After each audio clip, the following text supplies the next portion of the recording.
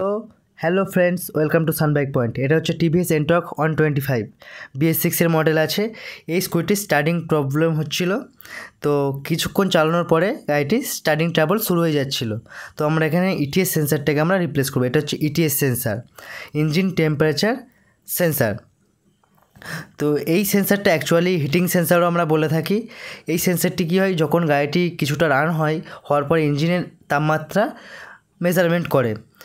তো যখন এই সেন্সারটির মধ্যে প্রবলেম দেখা দেয় তখন এই ধরনের সমস্যাগুলো আসে। তখন ইস্যুতে যে খবরটা যায় এই ইটিএস সেন্সার থেকে, তখন দেখায় যে গাড়িটি অতিরিক্ত হিট, কিন্তু গাড়িটি বেশিক্ষণ চলে না, তার কারণে গাড়িটি স্টার্ট হতে চায় না। তো আমরা এই সেন্সারটাকে আমরা রিপ্লেস করব। এবারে আমরা এই নতুন সেন্সারটাকে আমরা এখানে ফিট করব। তো এটি অ্যাপ্রক্স 400 টাকার মতো প্রাইস আছে। তো দুটো সেন্সারের কম্পেয়ারটা একবার দেখে নিন।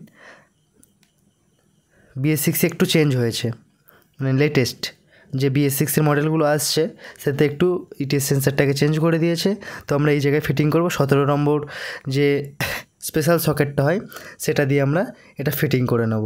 তো চলুন ফিটিং আমরা করে নিই, তারপর আপনাকে ফিটিং করে সব কিছু গাড়িটাকে স্টার্ট দিয়ে দেখাবো। তো সব কিছু কমপ্লিট ফিটিং হয়ে গিয়েছে। তো ভিডিওটা ক্রপ করে দিলাম মাঝখানে। তো এবার আমরা স্টার্ট দেবো।